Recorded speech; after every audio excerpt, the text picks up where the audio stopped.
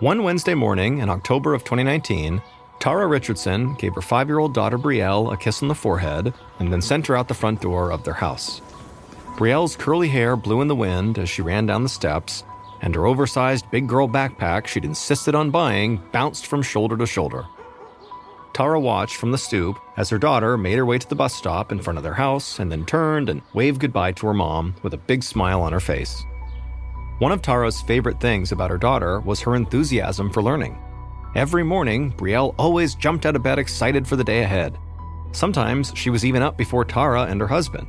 They'd walk into the kitchen to find Brielle waiting, already dressed for school. Just a month ago, Brielle was even given a special award in her kindergarten class for upholding their school's motto, being responsible, respectful, and resourceful. However, last week, Brielle actually had to miss school while she recovered from a nasty cold, and it drove the little girl crazy. Tara thought about how glad she was that Brielle could go back to class now. Tara craned her neck and spotted the school bus a few blocks away. She gave Brielle one last wave and then walked inside and shut the door behind her. Her husband John had already dropped their other kids, Tommy and Sarah, off at preschool, which gave Tara just enough time to get herself ready for her busy day ahead. Tara was a psychiatrist in Wichita, Kansas, and had recently transitioned to working as a traveling therapist. Instead of working in one place, she spent her days traveling to different children's psychiatric hospitals and senior care facilities.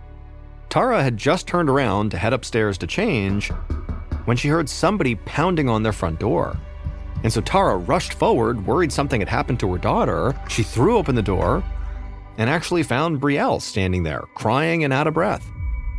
Tara knelt in front of her daughter and asked what was going on, but Brielle could barely speak through sobs and full-body tremors. Tara quickly identified that her daughter, for whatever reason, was having a panic attack. And so, in a calm voice, she told Brielle to breathe in slowly for 3 counts and then out for 3 more. And as Brielle's breathing began to even out, Tara ushered her inside and then ran to the kitchen for a glass of water. When she returned, water in hand, Brielle was sitting on the carpet next to the front door. Tara peeked out the window and saw the school bus idling outside. She sat down next to Brielle and explained that the bus was going to have to leave without her. Brielle said she didn't care. She didn't want to leave the house and she didn't want to go to school. Alarm bells went off in Tara's mind. Her daughter always wanted to go to school. Tara wondered if maybe something had happened recently. Maybe her daughter was being bullied. 15 minutes later, Brielle had finally calmed down enough to have a conversation with her mom. She would agree to go to school, but she let her mom know she was not happy about it. By the time Tara pulled up to Brielle's school, the first bell had already rung, and so Tara knew her daughter would be marked late. Tara watched her daughter grudgingly make her way to the front door of the school. The usual lightness in her step was gone. After Tara was certain that Brielle had gone inside the building, she pulled away from the curb and began the drive home, racking her brain for an explanation for Brielle's behavior.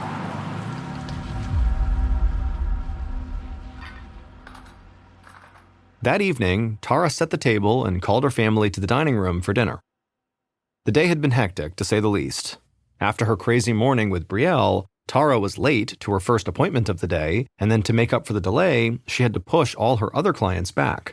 And so with all the chaos at work, Tara didn't get home until 6:30, which was why she only had time to make scrambled eggs and toast for dinner. Just as Tara was placing the serving dishes in the middle of the table, John appeared with the kids trailing right behind him. They took their usual seats, the littlest in his high chair and Sarah and Brielle on either side of their mother. Tara doled out eggs for everyone, while John buttered up some toast and passed it around. Tara knew Brielle was very likely still feeling sensitive after her panic attack that morning, but she was anxious to know how the rest of her daughter's day had gone. And so Tara asked Brielle, how was school? But Brielle didn't answer. Instead, she kind of slowly chewed her food like she didn't like it and just stared down at her plate.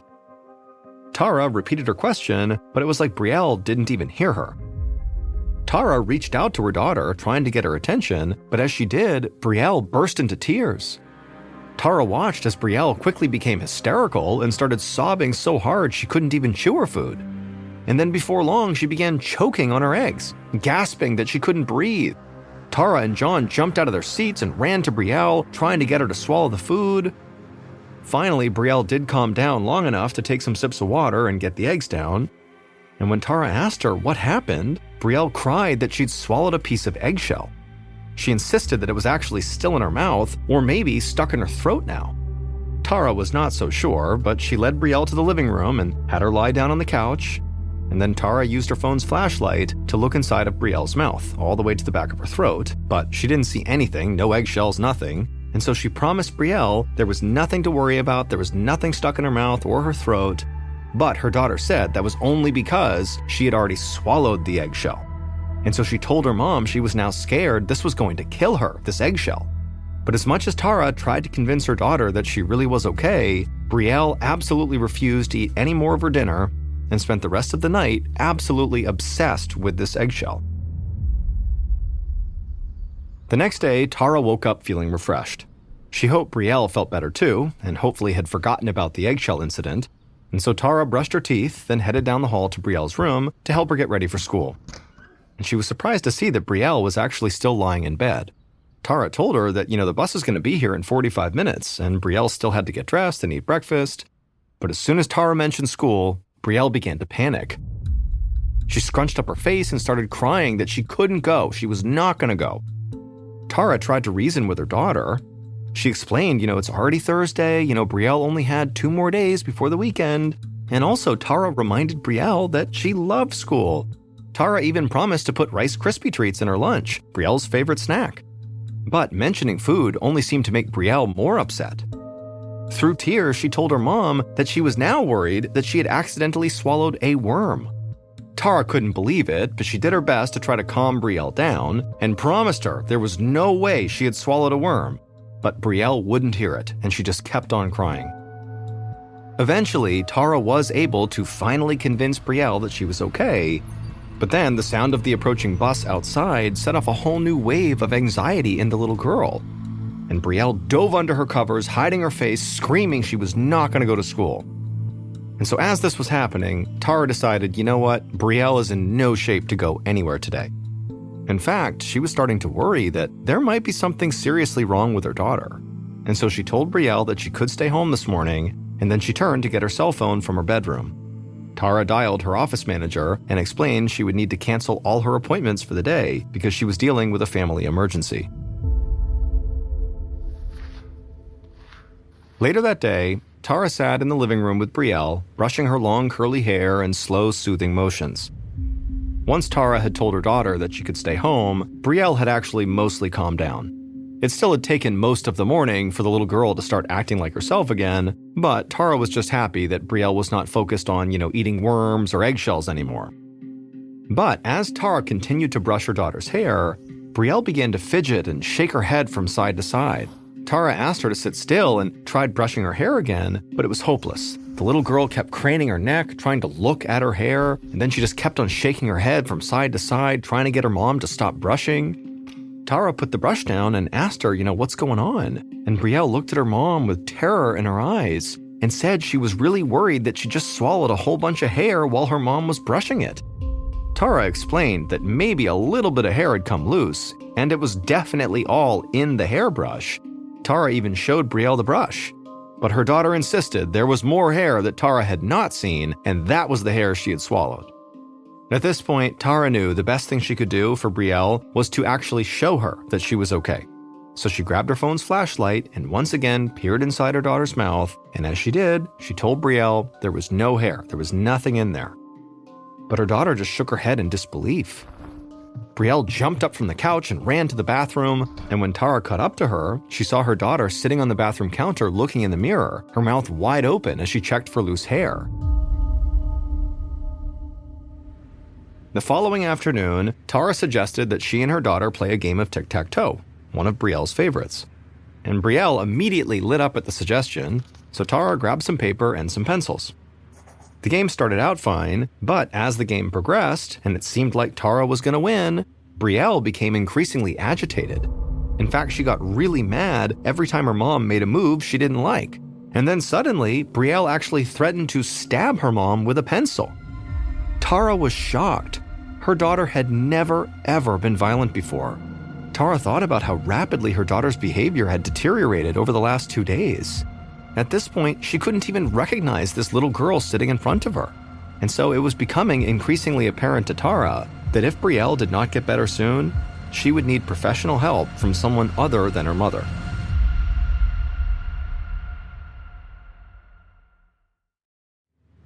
The next evening on Saturday night, Tara was sitting at the kitchen table, and on the table was a peanut butter and jelly sandwich that Tara had left out on purpose.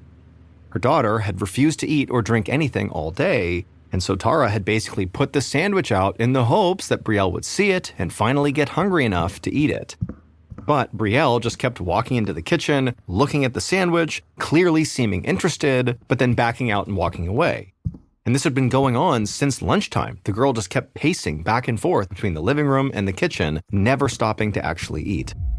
It broke Tara's heart to see her daughter acting this way, and so at some point she attempted to distract her daughter by asking her what her friends were doing this weekend, hoping that maybe Brielle would ask to meet up with one of her friends and have a play date. But Brielle did not take the bait and just kind of ignored her mom and just again kept on pacing back and forth between the kitchen and the living room, retracing the exact same steps each time. And also, as she was doing this, Brielle kept repeating the same phrase over and over again. "I'm hungry, but I don't want to die. I'm hungry, but I don't want to die," over and over again as she paced. And then eventually, by that afternoon, as the girl was still pacing, it was like she lost the ability to speak and could only get out fragments of words from this phrase. Tara watched in horror as her 5-year-old regressed to a 2-year-old speaking level. And then eventually, Brielle became so hungry and overwhelmed that she started to cry and then collapsed on the floor in a fit of anger and frustration. At this point, Tara, who was a trained psychiatrist, could see that very likely her daughter was showing classic symptoms of obsessive-compulsive disorder, or OCD for short, which is where a person is plagued by recurring thoughts and can't stop themselves from doing the same thing over and over and over again. But Tara was thinking, this is happening way too rapidly. Tara knew that OCD developed gradually, and whatever was going on with Brielle had basically hit all at once. In just 2 days, Brielle had gone from healthy and happy to starving herself to the point of collapsing on the ground. Although Tara was a doctor herself, she knew she needed more help. A few minutes later, Tara paced around the kitchen, phone to her ear, as she explained what was going on with her daughter to the on-call pediatrician at the local hospital. And after asking Tara dozens of questions, this doctor suggested that Tara follow up with a neurologist. Tara was very familiar with the medical system, being a doctor herself, and knew it could take months for Brielle to get an appointment with a neurologist. Tara was totally exasperated, and she explained to this doctor that no, that would not work. Brielle wasn't eating or drinking anything. She needed help right now. 40 minutes later, Tara sat in an exam room at the Wichita ER, her hand clasping her daughter's. After what felt like forever, the emergency room physician strolled breezily into Brielle's room. She was younger than Tara expected, maybe in her early 30s, and she was wearing these brightly colored scrubs under her white coat. She introduced herself to Tara as Dr. Sarah Fields, and then she turned to Brielle. In a gentle voice, Dr. Fields asked Brielle what was going on. Tara watched as her daughter fidgeted in the bed and then said she was sick and that she had accidentally eaten a bunch of hair and was going to die. Dr. Fields just nodded and then began to conduct a routine examination of the child. After reviewing Brielle's symptoms and kind of taking some notes for a second, Dr. Fields looked at Tara and told her that she didn't think there was anything seriously wrong with Brielle. From what Dr. Fields could tell, she thought Brielle might have a urinary tract infection. Sometimes UTIs can be linked to behavioral changes like aggression, paranoia, and anxiety, all of which Brielle seemed to be experiencing. Dr. Fields had already called in a prescription for antibiotics. Beyond that, the doctor suggested that Brielle just drink some Gatorade to replenish her fluids. As Tara listened to this doctor, she felt frustration boiling up in her body. She knew Dr. Fields was likely doing her best, but her dismissive attitude was sort of outrageous. She knew that Brielle was struggling mentally, she was violent, had severe OCD, at least it seemed like she did, and she was refusing to eat or drink. All that would not be caused by a simple UTI. And so at that moment, Tara realized she would just have to figure this out herself. After they got home, Tara put Brielle to bed and then went down to the kitchen. She scrolled through her phone until she found her friend Deborah's phone number. The two had been colleagues in medical school, and after graduation, Deborah had gone into pediatrics. Tara composed a long text message explaining what was going on with Brielle and asked if Deborah knew any specialists who might be able to help. The next morning, Brielle and Tara were back at the hospital, but this time to be examined by a pediatric neurologist, Dr. Samuel Edwards, that Deborah had recommended. Miraculously, he was able to squeeze them in for an emergency appointment, and now Tara watched as her daughter paced around the room anxiously. After getting there, Dr. Edwards had decided to test Brielle to determine whether she was suffering from a potentially dangerous condition called encephalitis. Tara was grateful that Dr. Edwards was taking Brielle's symptoms so seriously, but she was terrified at the same time. Encephalitis causes inflammation in the brain and can cause symptoms such as confusion and hallucinations, but it can also be deadly. The sound of the exam room door creaking open pulled Tara out of her anxious thoughts. Dr. Edwards greeted Tara and knelt down next to Brielle. He removed his glasses and calmly asked Brielle if she wouldn't mind sitting down next to her mother. But it was like Brielle didn't hear him. She just stood there swaying back and forth. But Dr. Edwards was unfazed. He just said that was fine. Brielle could stay where she was.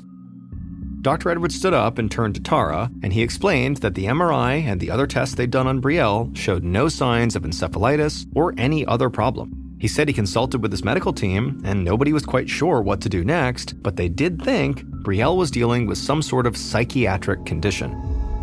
Dr. Edwards took a seat next to Tara and offered to admit Brielle to the Children's Psychiatric Hospital. Tara stared at the doctor, incredulous. She tried to control the anger she felt coursing through her body as she explained that she was the admitting psychiatrist on call for the Children's Psychiatric Hospital. She had witnessed the onset of Brielle's baffling symptoms herself, and in her experience, psychological issues do not present themselves this quickly and with such force, so this did not seem like a psychological issue. Dr. Edwards listened intently, nodding sympathetically. He looked over at Brielle, who was fidgeting and now sitting on the floor, and then back at Tara. And then the doctor said there was one more thing they could try.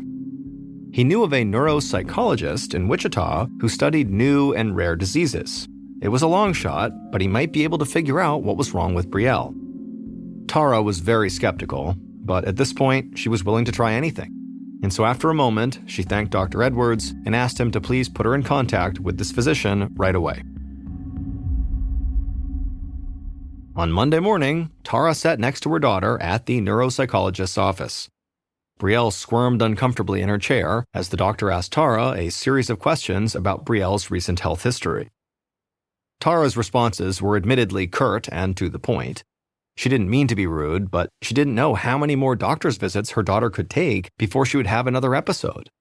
The last thing Tara wanted was for Brielle to lash out at this physician the way she had at Tara with the pencil.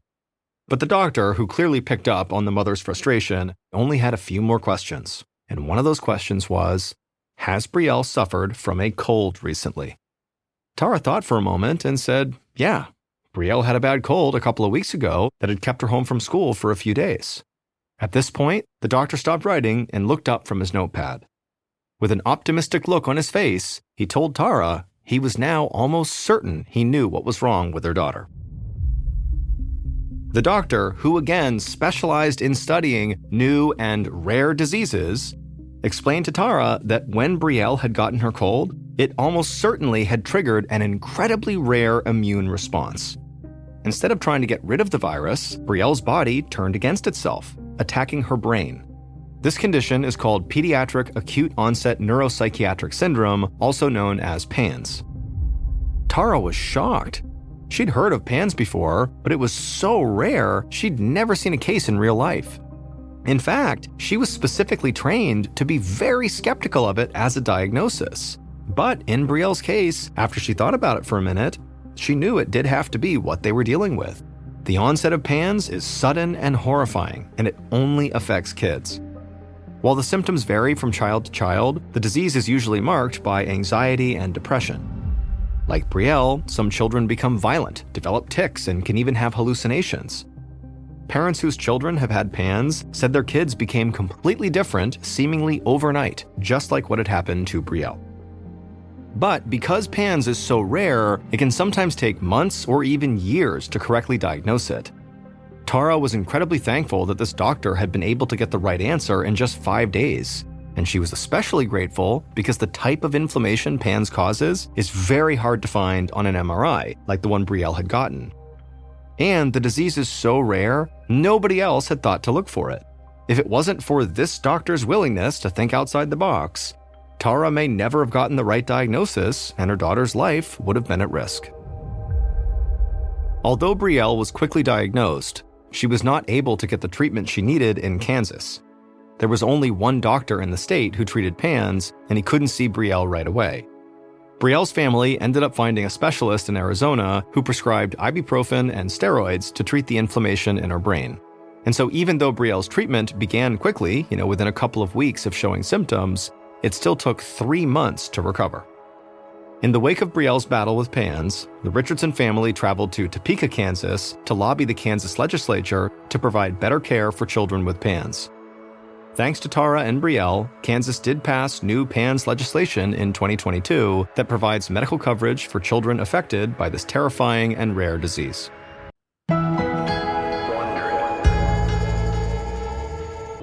In the early 1990s, a woman in her early 20s, named Krista Frater, was working as a manager inside of a retail store called the Boston Store in Madison, Wisconsin. Not long after she was hired there, the Boston Store would hire another employee to work at their Madison location. His name was Bart Halderson, and like Krista, he was in his early 20s, although he was 3 years younger than Krista, and he was hired to be a clerk. Bart and Krista didn't know each other before working at the same location, but their shifts often overlapped, and so in time they got to know each other, and they found they had a lot in common. They both had grown up roughly outside of Madison, Wisconsin. They both had graduated from the same college, the University of Wisconsin-Madison, and they both shared a love of home design. Krista, who had majored in art history in college, was very passionate about interior home design. As for Bart, he was just one of those people who naturally could fix just about anything with his bare hands, and growing up, his favorite projects were anything to do with home repairs. Whether it was something super simple or super complex, he didn't care. He just found it incredibly satisfying to keep a home in immaculate condition. And so Bart and Krista bonded over their commonalities, and in time, their working friendship evolved into a full-fledged romance. And by 1994, they had left the Boston Store, they had gotten married, and they had moved in together to their own apartment in DeForest, Wisconsin, which is not far from Madison. 2 years after that, in 1996, Bart and Krista welcomed their first child into the world. It was a little boy who they named Mitchell. And as soon as Mitchell was born, Krista decided she wanted to stay home with the baby, and Bart was in full support, and so he went out and he got a great job as an accountant, which paid enough money to pay for the whole family. And 18 months after Mitchell was born, Bart and Krista welcomed their second and final child, another boy who they named Chandler. A few years after Chandler was born, Bart and Krista had saved up just enough money that they could finally afford to buy a house of their own. And the house they finally settled on was just this very modest, small 2-story home in this very quiet little town in Wisconsin called Windsor. Windsor is not far from DeForest, where they had been renting an apartment. But this little house in Windsor was perfect for Bart, Krista, and their boys. Not only did it have enough space for the family, but because it was their own house, as soon as they moved in, Krista got to really lean in to her passion for interior design, and she got to design the entire layout of the house. And then she continued to take pride in keeping the house perfectly tidy and beautiful at all times. As for Bart, he immediately began doing home repair project after home repair project. This house became his trophy, and he wanted to make sure his trophy was polished at all times. And it wasn't just the physical house that made this feel like their forever home. It was also their neighbors. As soon as they moved in, Bart and Krista made friends with all of the people that lived on their street, and they were all so friendly and welcoming. And then before long, the Haldersons were deeply invested in community activities like the Boy Scouts and the Kiwanis Club, and they were donating their time and money to other charities. I mean, so quickly, the Halderson family just found where they belonged. And over the next 2+ decades, life for the Haldersons in this little home in Windsor remained perfect. Bart continued to move up the ladder at his accounting firm, and Krista continued to be a devoted mother and housekeeper. As for the kids, Mitchell and Chandler, they were given every opportunity their parents could possibly give them, and in that loving and supportive environment, they both thrived. By 2021, the older brother, Mitchell, who was 25 at the time, he had moved out and was living alone in an apartment, and he had graduated from college. He had landed an incredible IT job with a local, very successful company. He was engaged to be married, and he was about to buy his own house. As for the younger brother, Chandler, who was 23 at the time, he was still living at home with Bart and Krista, but he was doing just as well as his older brother. He was in his final year of college, but he had already accepted a full-time job with SpaceX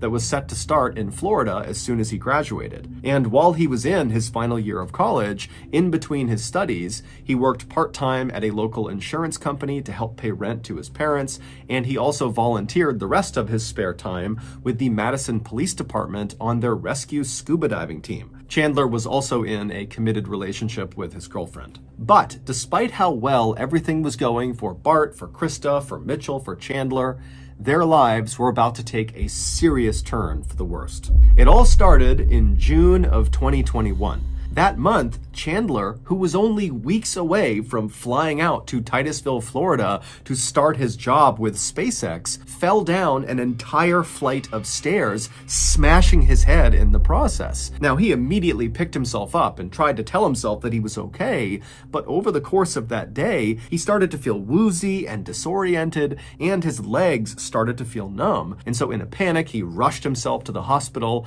and unfortunately, when they scanned his brain and they checked him out, the doctors discovered he had a severe concussion from this fall, and he had a brain bleed that almost certainly would require surgery at some point down the road. Also, the numbness in his legs appeared to be the result of permanent nerve damage. And so suddenly, Chandler, who was so excited about this opportunity in Florida, is now back home in a neck brace with a cane to get around. And even with the cane, he can barely walk. And then adding insult to injury, he almost immediately lost the job at SpaceX because he couldn't travel to Florida to start the job, and so they filled it with someone else. Chandler did his best to stay positive and optimistic, but I mean, this was a crushing blow. Everything he had worked for had just been taken away. And it was crushing for his family too. I mean, seeing their beloved Chaz, as they called him, laying on the couch looking totally miserable and depressed all day was awful. But despite how bad Chandler's accident was, the trauma it inflicted on Chandler and his family was nothing compared to what happened next. The Haldersons owned a small cabin that was located in a part of Wisconsin called White Lake. It was located about 3 hours drive to the north of their home in Windsor, and the cabin was situated inside of this rural forested area right near a big lake called White Lake, hence the name of the area. This cabin had been in the Halderson family since the 1940s, and when Mitchell and Chandler were little kids, Bart and Krista would take them up there all the time to go fishing, to go swimming, or just to relax. It was like their vacation home. But at some point, Chandler and Mitchell reached a certain age where they weren't that interested in going to the cabin anymore, and so as a result, Bart and Krista basically stopped going. However, just 2 weeks after Chandler's horrific injury, there was this huge storm that rolled through the White Lake area, and after the storm had passed, some people who lived permanently in White Lake called Bart and Krista and told them, hey, I was driving past your cabin and I saw there was some broken windows. It looks like your cabin might have been damaged from this storm. And so Bart and Krista, they're thinking, oh my goodness, we got to get up there as soon as we can and patch up that window and fix the rest of the cabin before another storm rolls through and totally ruins the cabin. And so Bart and Krista pull out their calendar and they see the next weekend coming up is the 4th of July weekend. The 4th of July is a very big holiday in America. It's when we celebrate our independence. And the way White Lake celebrates the 4th of July is with a big parade down Main Street and these amazing fireworks out over White Lake. And so Bart and Krista, they figure, you know what, let's just hold off and head up to our cabin in a couple of days to time it with the 4th of July weekend, and we can make the necessary repairs and we can enjoy the festivities of the holiday and kind of have a mini vacation up there. And so that was all fine and good. But right before they left for this trip up to White Lake, Bart and Krista started acting a little weird. On the evening of Thursday, July 1st, the day before Bart and Krista are supposed to leave for this trip, they begin packing up their things. And since Chandler lives with them, he's at home, he sees them doing this, and at some point he kind of got up and hobbled over and tried to help them pack, but that was short-lived because his legs were so weak. And so he sat down and just kind of watched them pack. And what he saw is they were packing lots and lots of cash and silver bars into their luggage. Although this was kind of odd to Chandler, he decided not to say anything because he figured, you know what, maybe they want to stash their cash and silver in the cabin like a keepsake, I don't know, but it's their business, it's not mine. And so Bart and Krista, they continue to pack up their things, and Chandler, because he can't go anywhere, just continues to kind of watch them pack. And at some point, Chandler asks his parents, so how are you getting up to White Lake? And his parents would say, oh, we're just getting a ride from our friends, another couple, they're driving us up. But they didn't tell him who the couple was. They basically just said, it's our friends. And so again, Chandler's sitting there thinking, okay, this whole thing is a little bit weird, but you know what? It's their business. I'm not going to ask about it. They obviously don't want to tell me. And so he just kind of let it go. And so at some point, Bart and Krista, they finish packing and they move all their luggage to the front of the house right near the front door. And then a little while later, they and Chandler would retreat to their rooms and they would go to sleep. The next morning, July 2nd, Friday, Chandler got up early at about 6 a.m. And when he got up, he began slowly hobbling his way down the stairs, expecting to see his mom and dad having breakfast and, getting ready to leave because they certainly wouldn't have left without telling him. But he gets downstairs and the house is dark and totally empty, and all of the bags that his parents had packed the night before and put near the front door, they were all gone. And so Chandler's thinking, did my parents get up at like 5 a.m. and leave without telling me? And so he goes to the door and he looks out the window thinking, maybe they're out there waiting outside. But when he looked outside, his parents weren't out there. And sure enough, their cars were still in the driveway. And so Chandler was left to believe that, well, I guess my parents did get picked up by whoever these friends were, and they did not feel the need to come tell me they were leaving. Now, this did leave Chandler a little bit shaken up. He just kept thinking about the strangeness of what they were packing and the fact that he didn't know who they were going with, and now this sudden departure. But again, Chandler just told himself that his parents would be just fine. These are just kind of random anomalies, but they are not indicative of there being any issue here. And so Chandler found a way to just kind of push these concerns out of his mind, and he just went about his day.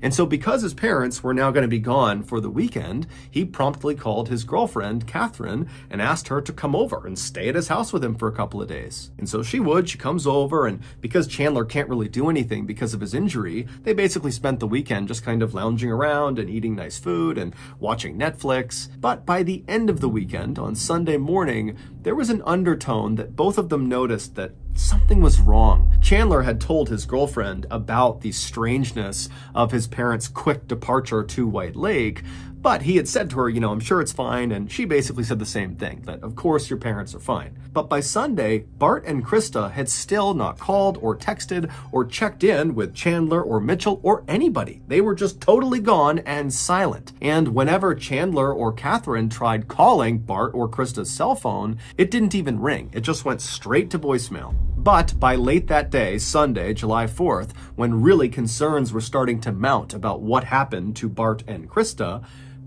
would text her son, Chandler. And what she basically said was, hey, we arrived in White Lake, it's packed here, the service is terrible, but we're going to stick around for the parade, and we'll be back either Monday night or Tuesday early. And so as soon as Chandler and Catherine saw this text message, it was like all their worries were completely gone, and they were just excited to see Bart and Krista when they came back the next day or the day after. But the next day, Monday, Bart and Krista did not come home. They didn't call anyone. They didn't text anyone. And again, whenever anybody tried calling their cell phones, which now was Chandler, Catherine, and also Mitchell, who had been looped in on what's going on with his parents, whenever they tried calling them, Bart and Krista's phone didn't ring. It just went straight to voicemail. And then the day after that, on Tuesday, July 6th, so this was the day that Krista said they would be home by, they didn't come home. And again, no one could get in touch with them. And again, they did not contact anyone. Additionally, on Tuesday, Krista's office began calling Chandler and Mitchell asking if they knew where Krista was. Krista had recently taken up a customer service job at an auto body shop,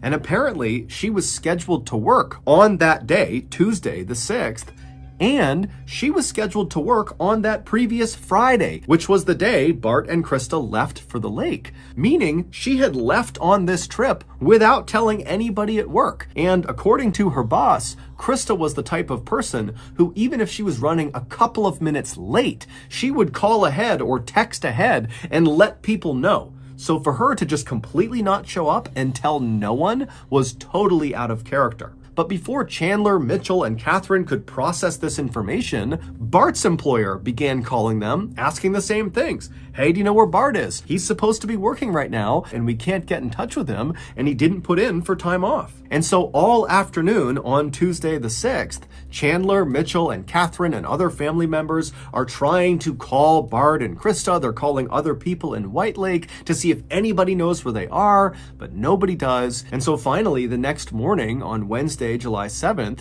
when still there was no word from Bart and Krista, Chandler goes to the police and he files a missing person report. And pretty much right away, the police in Windsor contacted the police up north in White Lake and asked them to do a check on this cabin to see if maybe Bart and Krista were there, and maybe they just had terrible service, or maybe there was some sort of accident or something that happened. But when the White Lake police arrived at the Halderson cabin, Bart and Krista were not there. No one was there. In fact, the cabin looked like it had not been used in months. The outside was totally overgrown, and inside there was no food in the fridge.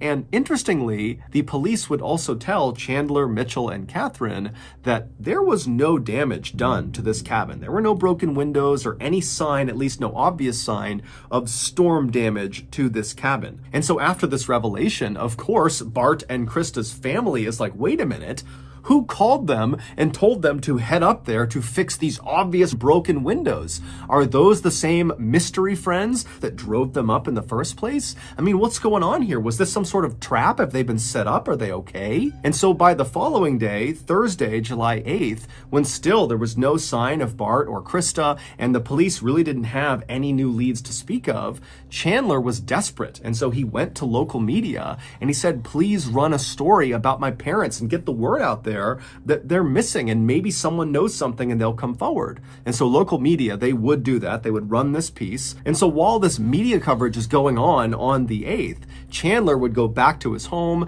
and he would hobble door to door asking each of his neighbors if they had a security camera on the front of their house that might have picked up an angle of the street, and so may have seen his parents on the morning of July 2nd when they climbed into that mystery couple's car that took them up to White Lake. Chandler was hoping that if he got this footage, somebody would be able to identify who these mystery friends were. But unfortunately, none of his neighbors had that footage. But as it would turn out, it didn't matter, because on that day, the 8th, the police made a discovery that at first seemed relatively minor, relatively small, but when they examined it more closely, they realized it was a huge discovery and it completely broke the case wide open. To understand this breakthrough, we have to go back to June 29th, 2021. So 3 days before Bart and Krista hopped into that mystery person's car and headed up to White Lake. On that day, June 29th, Bart had finally just had it. There had been something bothering him for a really long time,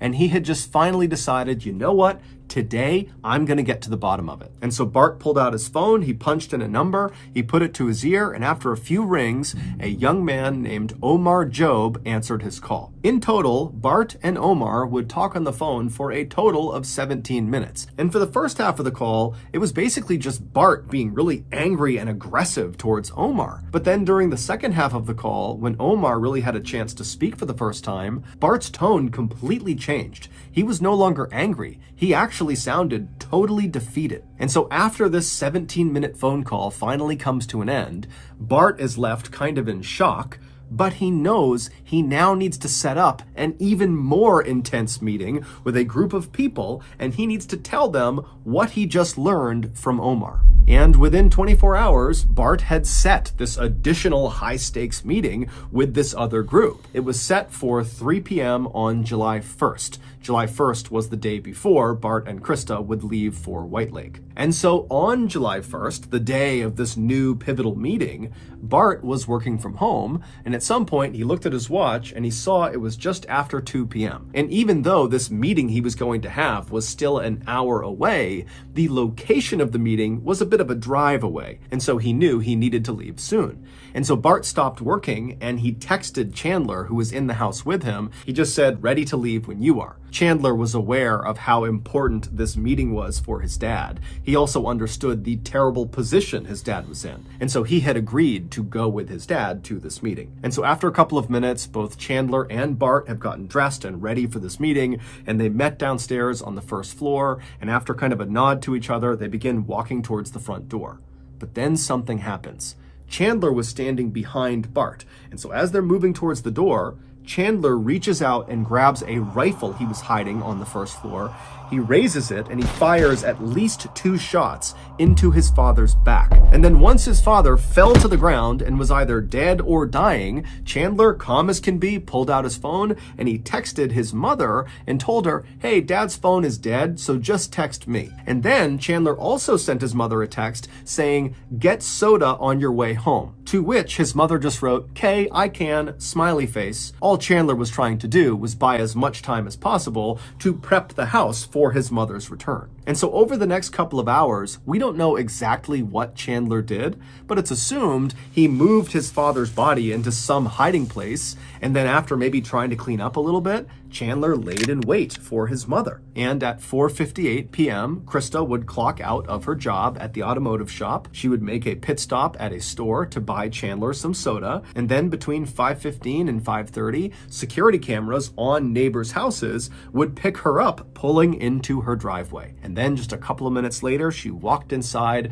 of her beautiful little dream home where she had raised her family over the past couple of decades, only to be immediately gunned down by her son the second she walked inside. It would turn out Chandler was living a double life. He had never graduated from college. He had gone to college, but for like a semester and flunked out. But he just kept telling his friends and family that he was progressing through college and then he graduated from college, all made up. He also did not have a job at the insurance company. He just told his family that he worked from home, which really meant he sat in his room and played video games all day. He was not a rescue scuba diver for the Madison Police Department because 1, he was not a scuba diver, and 2, because the Madison Police Department did not have a rescue scuba diving team. And needless to say, he did not have a job with SpaceX. He had never even applied. As for his head injury, he may have bumped his head at some point, and he did go to the doctors by himself sometime in mid-June, but that doctor just told him he might have a mild concussion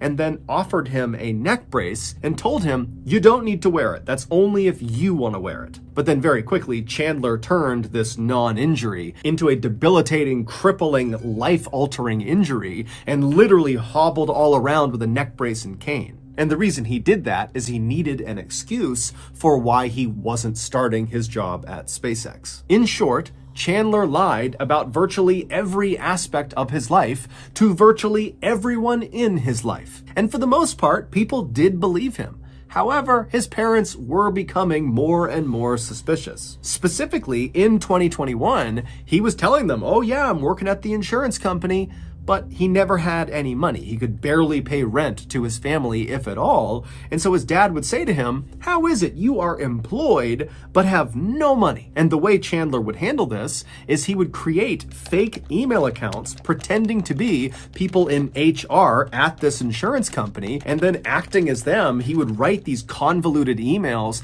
that had these ridiculous excuses for why Chandler had not been paid yet. And so he would have that fake email account email his real account. And then Chandler, in his actual email, would write back really angrily and sternly saying, "You gotta fix this, my family's not happy." And then he would once again pretend to be the HR person who would say, "I'm sorry, it's some issue that you can't affect. We're gonna fix it, but you gotta wait."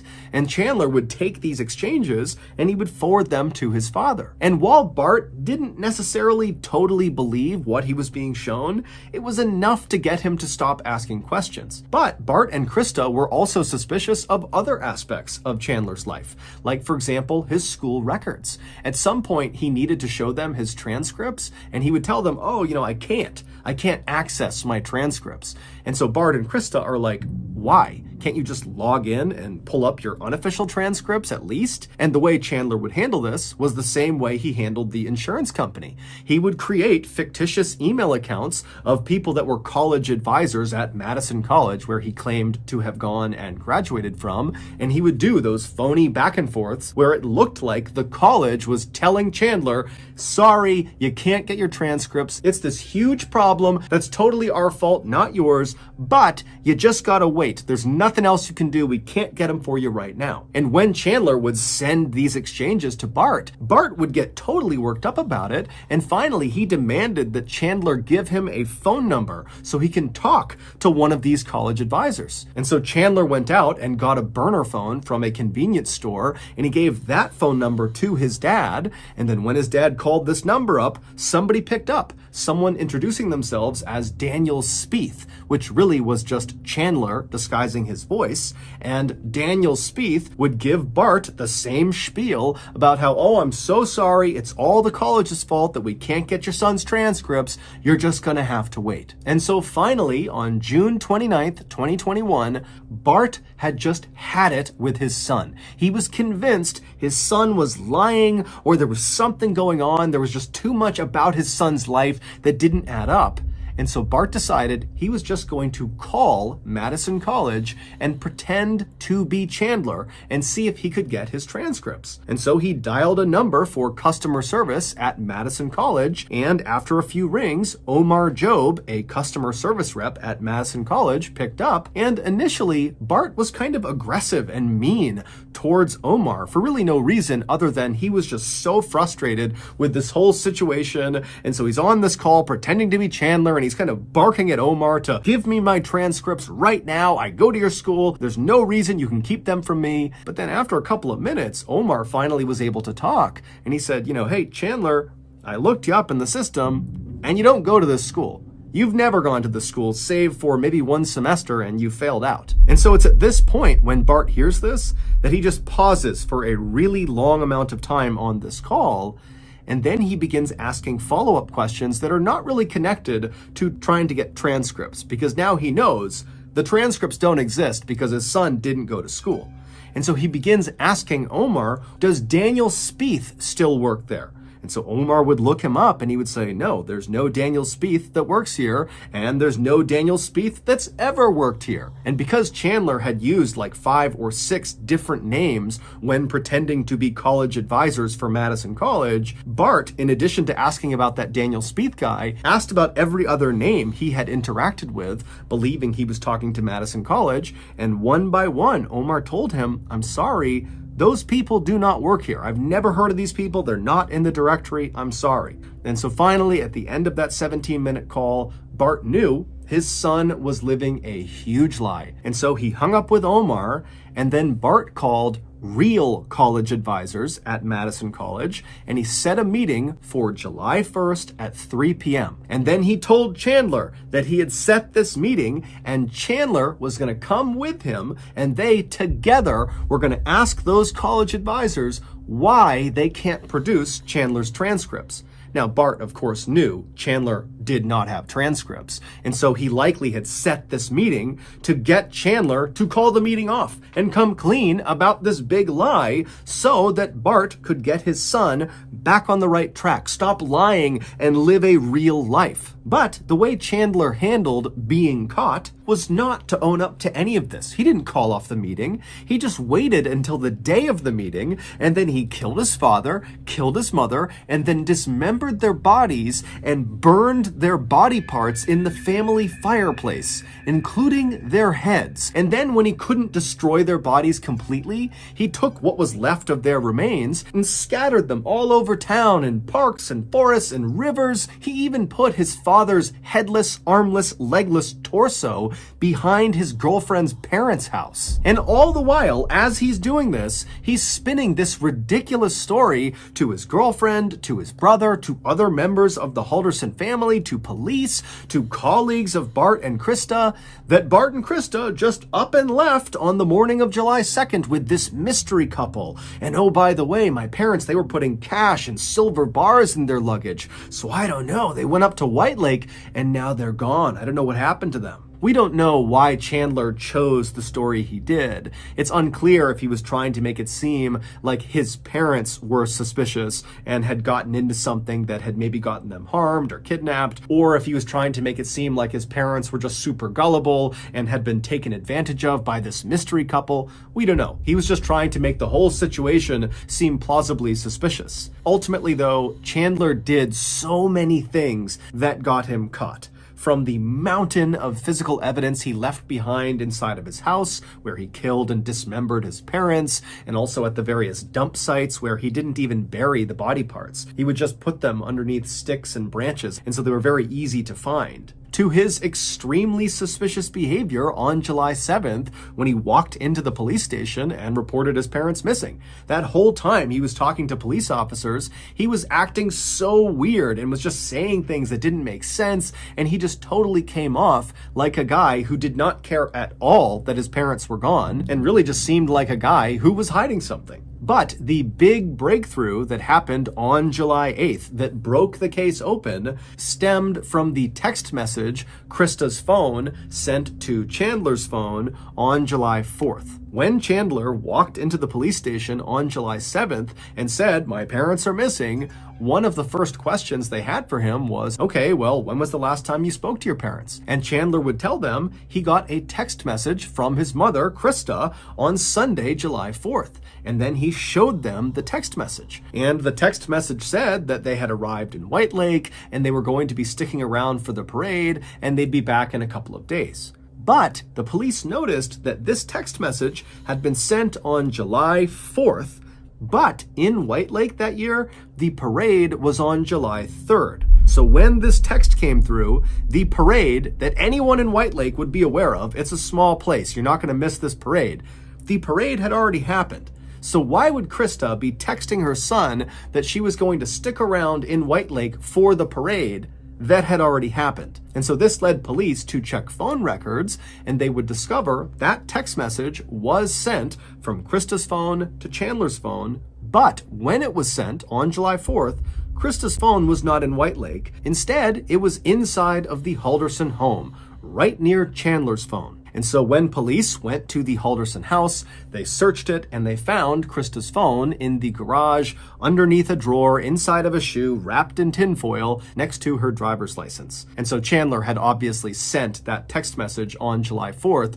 using his mother's phone to himself. But he had just gotten the date wrong of the parade. And so this discrepancy really opened up the floodgates, and before long, it was beyond obvious that Chandler was the killer. And after a thorough investigation, it was determined that Chandler had acted entirely alone, meaning Catherine, his girlfriend, and his brother Mitchell had nothing to do with it. They were just innocent bystanders. Chandler would ultimately be found guilty of killing his parents, and he would be sentenced to life in prison without the possibility of parole. Chandler has still not taken any responsibility for what he's done. Instead, he just tells anybody who will listen that his plan is to continue to appeal his verdict.